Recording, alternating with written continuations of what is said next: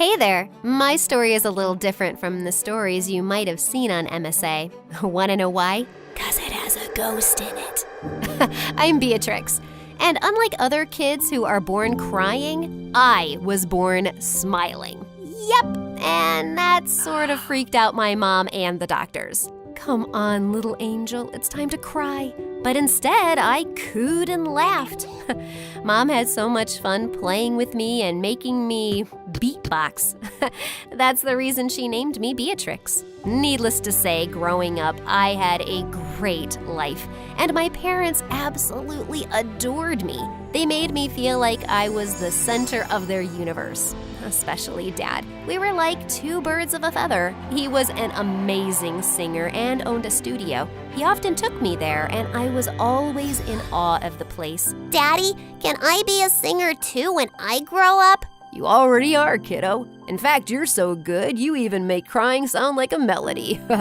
I always thought that nothing would ever break us apart and our family would stay together forever. I was so wrong. One day, Dad told Mom he had taken on some debt and was unable to pay it back. From that day on, they started fighting over the smallest of things and soon ended up getting divorced. Dad left the city and never looked back. I was heartbroken and hoped he'd come back for me, but he didn't come. Even on my birthday, I felt shattered. Mommy, why didn't Daddy come? He promised he'd come for my birthday. Please call him. I did, sweetheart. He must be busy. You have me. Come on, let's cut the cake. No, I want Daddy, or else I don't want this cake at all. After that day, I was asking Mom for Dad all the time, but he changed his number. And then to make things even worse, she married again. I was nervous at first when I met my stepdad, but it turned out he was an absolute gem. Not only did he paint my room in the exact color I wanted, but he also treated me to ice cream every day and spoiled me with all the things I asked for. Every night when Mom used to tuck me in bed and sing me a lullaby, he'd come too. Life was finally good again. And then my half-sister Jennifer was born. Mom and my stepdad only had eyes for her, and it seemed like it was all Jennifer all the time. I started to get jealous of her, but one time when she was crying and Mom and my stepdad weren't around, she gave me the most beautiful smile ever, and I melted. Aw, aren't you the cutest thing in the world? I tried to lift her, but Jennifer ended up crying again, and right then, my stepdad stomped into the room. He looked really pissed. I just put her to sleep. Did you wake her up? Did you make her cry? What? No, I was just… Don't yell at her. She's just a kid. Then they started fighting over me all the time. When my stepdad said I was always causing trouble and should be sent away to live with my real dad, I felt like someone punched me in the gut. That's when I felt like I wasn't a part of my own family. But I kept quiet and didn't complain. And since no one even knew where my real dad was, I wasn't sent away. But then I noticed something strange was happening. I couldn't go outside anymore. Mom even had to homeschool me for a month. Thankfully, I grew out of it eventually with Mom's help. And as Jennifer grew up, she loved being around me. We were pretty close, even though she was competitive and wanted Mom's attention all the time. Like, when I'd come home from school and run to hug Mom, she'd jump in and hug her first, then talk to her and keep her busy until I gave up and would go to my room. I didn't mind because she was still very small. But one day, she broke Dad's phone by accident when we were playing with it. Beatrix, please don't let them know it was me. It was an accident. Please, please, please. I don't want them to be mad at me. I couldn't see my baby sister that way, so when Mom entered the room and saw Jennifer crying, she assumed I had done something. Mom, we were playing and I accidentally broke Dad's phone. Why can't you be more careful, Beatrix? Why are you two in his office anyway? Don't you know how angry? At that exact moment, Dad rushed in and turned as red as a fire truck. He began yelling at me and Mom. Look at what your daughter did! I told you she's only trouble! Your daughter? Oh, wow, that hurt. After that fight, I began distancing and avoiding my stepdad every time I saw him. Since at home I had so many problems, school was a relief. There I was part of the music club, and singing always felt like a joy. One time when I was in 12th grade, I was performing in a school play, and the lead had to sing a lullaby but forgot the words. I didn't know them either, but I jumped up and sang the same lullaby Mom used to sing me when I was little. When I was done, there was silence. Oh, shoot, I must have sounded bad. But then, all of a sudden, there was a thunder of applause, and I was stunned. Oh my God, Beatrix, you sounded so amazing! Oh, stop. You're just being nice. Wait, who are you? I'm an ad producer, and I'd like to work with you. But before I could even finish my sentence, the man handed me his card. I called him a couple of days later, and then I found out he wanted me to sing a jingle for a Christmas ad. It was so much fun. When I got paid, I went to Mom and told her I wanted to take her out for dinner, but she seemed so occupied. That's very nice, honey, but I have to go out with your sister tonight. She got 15th position in her class in the exams. Oh, wonderful. Okay, I'll come too. Well, you know how she is. She said it's a mom-daughter thing only. We'll go out some other time. I hope that's all right. Sure. It was pretty clear that Jennifer was more important to her than me. Mom never made the time to go out with me, even as I finished high school and moved out to my own apartment. After a few years, I started to get lots of attention for my singing, and people were totally loving it. I worked hard, and eventually I got a huge show in New York. I was so psyched about it and invited Mom and Jennifer, but minutes before I was supposed to start, Mom said they couldn't come. When I got on stage and saw the crowd and the 2 empty seats in the front row, I suddenly got really nervous and forgot the lyrics. My brain went blank, and since I was on the stage for so long and still hadn't performed, the audience started booing me. I felt my heart sinking, and then everything went dark.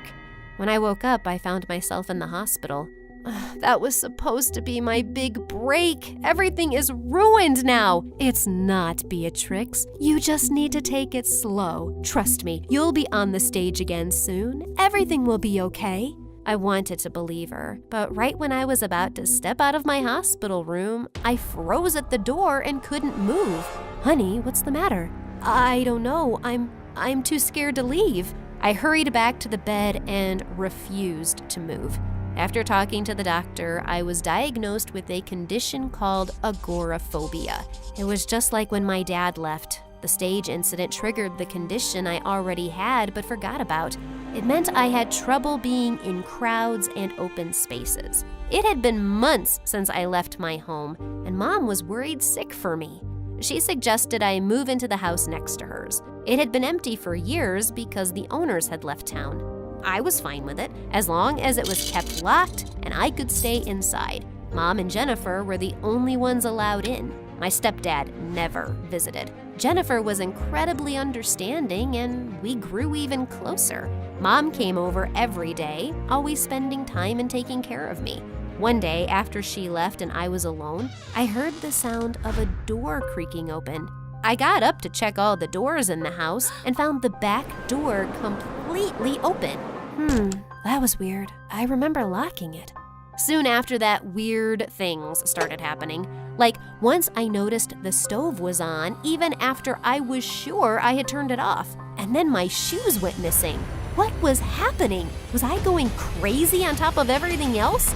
I told Jennifer, and she thought the unthinkable. Maybe my house was haunted. I didn't want to believe it, but I couldn't explain it. One day, Jennifer brought over a Ouija board. Why did you bring this? Well, if there is some ghost here, we need to communicate with it and ask what it wants so we can go away. I wasn't too sold on the idea, but I thought I might as well try. Yeah, just like those stupid kids in horror movies. In just a few minutes, it turned out to be a very bad idea. I thought Jennifer was moving the pointer, but she swore it wasn't her. And it definitely wasn't me. It spelled out, "Get out." Huh, awesome! I was even more scared now, and I couldn't move or even leave the house. I was stuck. Things died down for a little while, but One day, while I was watching TV, the volume got super loud and the channel changed by itself. I was terrified and ran out of the house without thinking and immediately ran into the most beautiful delivery guy I ever saw. Are you okay, miss? I thought maybe someone was In your house? I can check if you want. I just nodded and followed him into the house, and after 10 minutes, he assured me that no one was around and nothing was wrong. I work around here a lot. If you have any problem, let me know and I'll help you, okay? I'm Easton. From then on, Easton came to visit me every once in a while. We would sit near my door and talk. I told him about my agoraphobia, and he would bring me things that I couldn't get for myself. He was so thoughtful and sweet. One day, when Easton and I were talking, Jennifer came to visit me. The three of us had a good time. Once he left, I could not stop talking about him. He's so kind and sweet. You know, we like the same pizza, and we both love the Marvel movies and Be an Easton sitting in a tree. Kissing. No, what are you talking about? You have a crush on him. It's so obvious. Oh no, it's true. The day Mom was supposed to meet him, I invited her and Jennifer, but he called and said he had to work late. Mom seemed disappointed. I went to get them some snacks, and when I got back, I overheard Mom and Jennifer talking, and Mom was crying. I don't know how I can help her. I've never seen her this happy. But Mom, you should know about it. That Easton does not exist. She's maybe hallucinating, going crazy. What in the chocolate fudge? Beatrix, honey, what do you mean he doesn't exist? Jen, you saw him. Bea, I'm sorry, but I didn't. I was pretending for your sake. There was no one there that day. If Easton wasn't real, then who was I texting a while back? That was me. I put in my number when you weren't looking. Could it be true? After everything, I thought maybe she was right. Maybe I really was losing my mind. Mom consoled me for hours until I finally calmed down. Then we made an appointment to meet the doctor the next day to see if I really was going cuckoo. Just a week later, I was trying to get ready when a diary fell out of my cupboard. I went pale when I saw what was written. Easton used to live here? All those years ago? This freaked me out so much that when the doorbell rang, I screamed. I was shaking as I opened the door. But the minute I did, I went pale with fear. It was Easton, standing right in front of me. Beatrix, I'm sorry for not showing up last week. Stay away from me. Why are you haunting me? What do you mean? What's going on? You're not real. You're my imagination. Or a ghost. That explains all the weird things that's been happening. The stove, the TV, the weird... What? Of course I'm real. I don't know what you mean. I began screaming and yelling for Mom.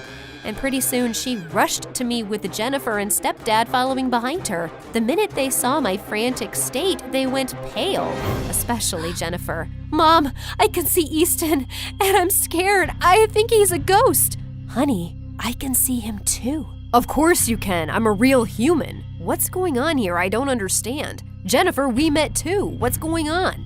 We all turned towards Jennifer, and as if on cue, she began crying and wailing. It was all about Beatrix. She's my mom, too. Ever since she got that condition, she's been with you, not me. I've done things to try to make her angry at you and happy with me, but it never works. Jennifer, how could you do this to your sister? You made her think her house was haunted? It ain't my fault she's so dumb, believing there was some ghost.